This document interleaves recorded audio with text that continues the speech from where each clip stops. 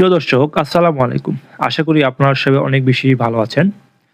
আজকে যে ভিডিও রয়েছে সেটি শুরু করার আগে অ্যাডভোকেট বা বিচারিক যিনি রয়েছেন তার কথাগুলো আগে শুনে আসি। কোন আন্ডার হোয়াট ল অন্তর্বর্তীকালীন সরকার নির্বাচন করতেছে, আন্ডার হোয়াট ল গণভোট করতেছে অন্তর্বর্তীকালীন সরকার?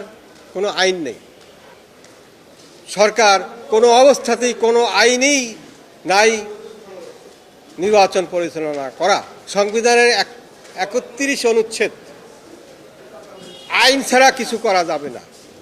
আপনারা বলেন কোন আন্ডার হোয়াট ল অন্তর্বর্তীকালীন সরকার নির্বাচন করতেছে, আন্ডার হোয়াট ল গণভোট করতেছে অন্তর্বর্তীকালীন সরকার? কোনো আইন নেই। সংবিধানে থাকতে হবে এবং রিপ্রেজেন্টেশন পিপলস অর্ডার 1972 যেটা আরপিও, সেখানেও থাকতে আপনারা হবে। অবশ্যই তার কথাগুলো শুনেছেন এবং তারই প্রেক্ষিতে আমি কিছু কথা বলবো। আপনারা অবশ্যই ভিডিওটি শেষ পর্যন্ত দেখবেন। বাংলাদেশে যে প্রচলিত আইন রয়েছে বা সংবিধান, সেই সংবিধান অনুযায়ী বাংলাদেশে যে বর্তমান যে সাধারণ নির্বাচন এবং গণভোট হচ্ছে, এটি কোনো সংবিধান বা কোন আইনের মাধ্যমে হচ্ছে সেটি কিন্তু কেউই জানে না এবং বাংলাদেশে যে সংবিধান রয়েছে তার সাথে সাংঘর্ষিক। অ্যাডভোকেট ফজলে রাব্বি তিনি রিট করেছেন আদালতে, সেই প্রেক্ষিতেই তিনি আজকে ব্রিফিং করেছিলেন এবং তার বক্তব্য থেকেই আমরা বুঝতে পারি বাংলাদেশের আইন কোন পথে যাচ্ছে। বাংলাদেশের আইন অমান্য করে বাংলাদেশের মধ্যে আগামী 12 ফেব্রুয়ারি 2026 সালে যে সাধারণ নির্বাচন এবং গণভোট হবে, সেটি কোনো আইন মেনে হচ্ছে না। সেটি একজন ব্যক্তি বা অনেকগুলো দলের যে মূল জোরে ক্ষমতার জোরে সেই নির্বাচনটি অনুষ্ঠিত হচ্ছে। বাংলাদেশের বৃহত্তম দল আওয়ামী লীগ, সেই আওয়ামী লীগকে বাকি রেখে নির্বাচনে বাদ দিয়ে সেই যে গণভোট এবং সাধারণ নির্বাচন অনুষ্ঠিত হচ্ছে, সেটি কতটুকু কার্যকর হবে সেটি কিন্তু এখনো প্রশ্নহীন নয়। তো আপনারা আরও জানেন বাংলাদেশের বৃহত্তর দল আওয়ামী লীগ। বাংলাদেশের মধ্যে এ যাবৎ পর্যন্ত বিএনপি যতবার ক্ষমতায় এসেছে, প্রায় 35% বা 35% মানুষের ভোটের মাধ্যমে ক্ষমতায় এসেছে। বাকি যে 65% রয়েছে তারা কোন দলের সেটিও কিন্তু দেখতে হবে। যদি আমরা দেখতে পাই 35% যদি হয় বিএনপির, আমরা ধরে নেই অনেকের তথ্য অনুযায়ী গত যে কয়েক বছর ছিল সেই বছরগুলো অনুযায়ী জামাতের ছিল 10%, তাহলে হচ্ছে কত 45%। আরও যে 55% হয়েছে তার মধ্যে ধরলাম আমরা 10% অন্যান্য দলের বা বিভিন্ন গোষ্ঠীর। কিন্তু বাকি যে 45% রয়েছে অর্থাৎ 45%, এই 45% ভোট কিন্তু আওয়ামী লীগের।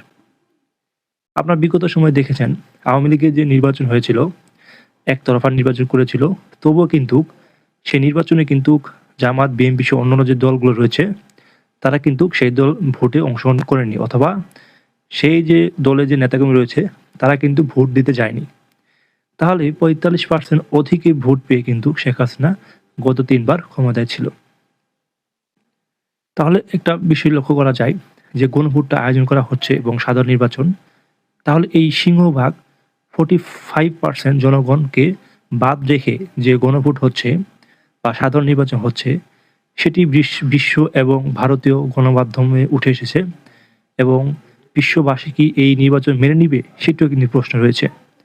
এবং এরই মধ্যে একজন রিটকারী আবেদন করেছিলেন বিচারিকে, তিনি বলেছেন এই গণভোট এবং সাধারণ নির্বাচন বাংলাদেশকে একটি অকার্যকর করতে, অর্থাৎ বাংলাদেশকে স্থিতিশীল পরিস্থিতি থেকে নষ্ট করতে এই পায়তারা হচ্ছে। এবং বাংলাদেশের মধ্যে আওয়ামী লীগের যে সিংহভাগ জনগণ রয়েছে, নেতাকর্মী রয়েছে, তারা যদি এই পরবর্তী সরকারকে সমর্থন না দেয়, তাহলে কিন্তু দেশের মধ্যে বিশৃঙ্খলা সৃষ্টি হবে এবং বাংলাদেশের প্রত্যেকটি সংস্থা, বাহিনীতে এবং সরকারি মন্ত্রণালয়, কার্যালয়ে সচিব থেকে শুরু করে ইউনো সবাই কিন্তু ম্যাক্সিমাম আওয়ামী লীগপন্থী রয়েছে। তারা যদি নির্বাচিত সরকারকে বেকায়দায় ফেলতে চায় তাহলে কিন্তু অতি সহজেই পাবে এবং আওয়ামী লীগেরও ফিরে আসার সম্ভাবনা রয়েছে। এবং আওয়ামী লীগ নির্বাচনের পর যদি বিএনপি সুযোগ করে না দেয়, রাজনীতিতে আসতে না দেয়, তাহলে বিএনপিরও ক্ষমতা বেশিদিন থাকবে না। এমনটি অনেক ব্যক্তিবর্গ অনুধাবন করতে পেরেছে এবং বিএনপি একদমই যে ভালো দল তাও নয়। সেই দলের ভিতরে চাঁদাবাজি রয়েছে এবং টেন্ডারবাজি রয়েছে, বিভিন্ন কুন্দল রয়েছে, মানুষ মারাসহ বিভিন্ন অধিকার হরণ করার মতো বিভিন্ন কাজ তারা করেছে এ পর্যন্ত। তো সেই জন্য অনেক বিশ্লেষক মনে করেন আওয়ামী লীগ থেকে যে বিএনপি অনেক ভালো, সে কিন্তু নয়। তাহলে বিএনপি কি বেশিদিন থাকবে না ক্ষমতায়? অবশ্যই থাকবে না, যদি এই আওয়ামী লীগের মতো সিংহভাগ জনগণকে একদমই বাইরে রেখে নির্বাচন করেন এবং গণভোট করেন।